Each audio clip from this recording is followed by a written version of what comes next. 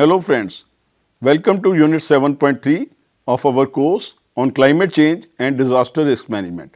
In the previous unit, we explored how disasters can deeply affect mental health and how managing stress and trauma is a vital part of recovery.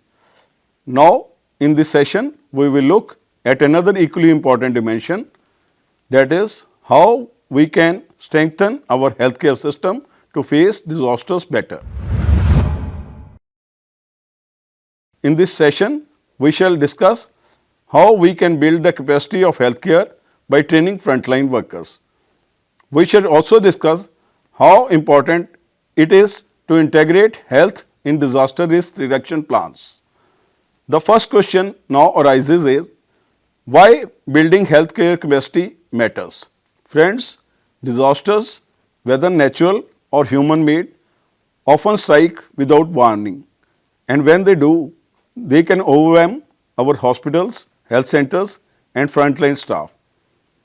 Imagine a flood that washes away roads or a heat wave that fills hospitals with patients suffering from dehydration.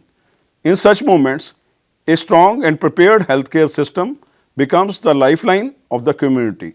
So, building health capacity means making sure our hospitals, clinics, and people are ready, not just to respond, but to bounce back. It's about having the right people, the right training, and the right systems in place before disaster strikes. Friends, do you know who are the frontline workers? Let's first meet them. These are the heroes on the ground. These include doctors, nurses, paramedics, ashas, Anganwadi workers, and ANMs. They are the ones who reach out to the people in their homes, villages, and shelters, even in the toughest conditions.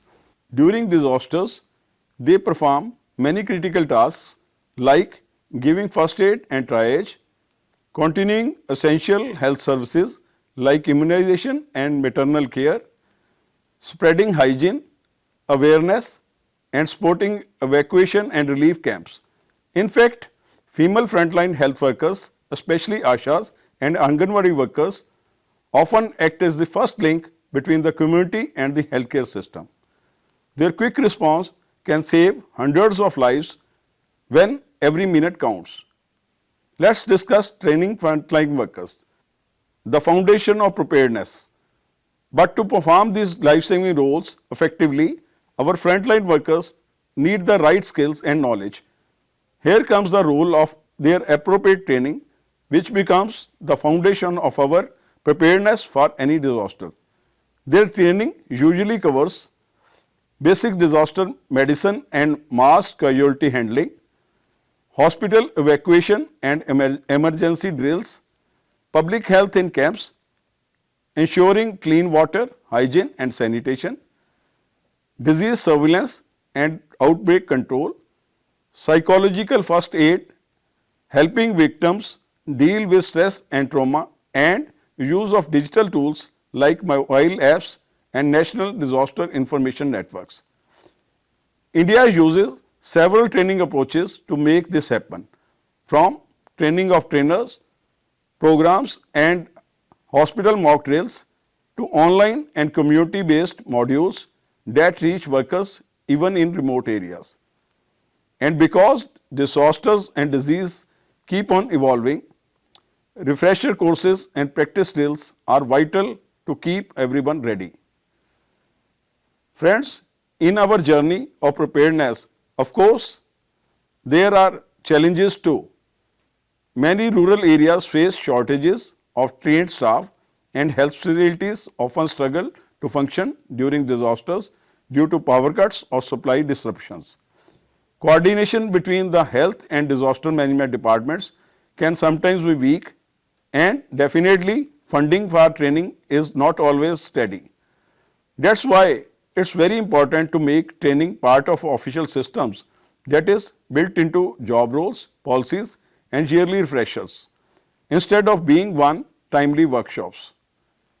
Let's now see some of the latest Indian examples of capacity building. India has made remarkable progress in this direction. The Mass Casualty Management Program in 2025 trained over 1,000 doctors and nurses across the country to handle large-scale emergencies. The National Institute of Disaster Management conducted a training of trainers on health and nutrition in disasters, focusing on women and children's well-being. And in Maharashtra, hospital disaster management training helped doctors and staff plan evacuation routes and emergency control rooms.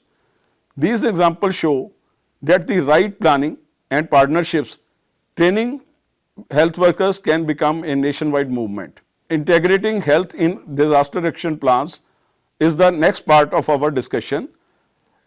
Disaster risk reduction or DRR means taking steps before a disaster happens to reduce risks, save lives and protect livelihoods. So when we talk about integrating health into DRR, we are saying that health should not be an afterthought, it should be a part of disaster plan from the very beginning. This means making hospitals and health centers structurally safe, keeping backup power, water and communication systems ready, conducting vulnerability assessments to identify weak points, preparing district level health disaster management plans and ensuring coordination between the health department, water department, sanitation and local authorities. It's a shift from reacting to disasters to preventing and preparing for them. Let's learn from India's experiences. Our country has learned valuable lessons from the past disasters.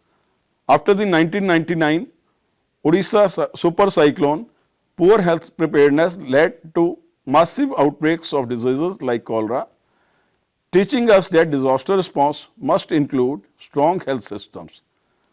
Odisha then built cyclone shelters that also served as pre-stocked health posts. Early warning systems that link directly to health departments were also integrated. During the 2018 Kerala floods, ASHA and A&M workers played a heroic role, distributing medicines to prevent diseases and tracking outbreaks in real time. And most recently, during the COVID-19 pandemic, India used digital platforms like CoWIN and IHIP to train workers quickly and coordinate vaccination drives, a model that can now support other disaster responses too. Each of these examples shows how health capacity and disaster preparedness go hand in hand. Sustaining the momentum, friends, building capacity isn't a one-time effort. It needs constant monitoring, funding and improvement. Hospitals should conduct mock drills, update emergency kits and track how their teams perform during real crisis. Governments must ensure dedicated DRR budgets for the health sector so these efforts remain sustainable. In short, a resilient health system is not built overnight. It grows through training, learning and continuous practice. So friends, as we have seen, building healthcare capacity and integrating health in DRR plans are the twin pillars of a disaster-ready nation. Trained frontline workers, resilient hospitals, clear communication and coordinated planning, together they form the backbone of an effective response system. In the next week, that is week 8, post-disaster recovery, we will see how communities and systems rebuild after the storm has passed. We will explore how we can assess damage, restore livelihoods and reconstruct homes and infrastructure in safer, more sustainable ways. Until then, remember, strong health systems saves lives, not just during disasters, but every single day. Thank you and see you in the next session.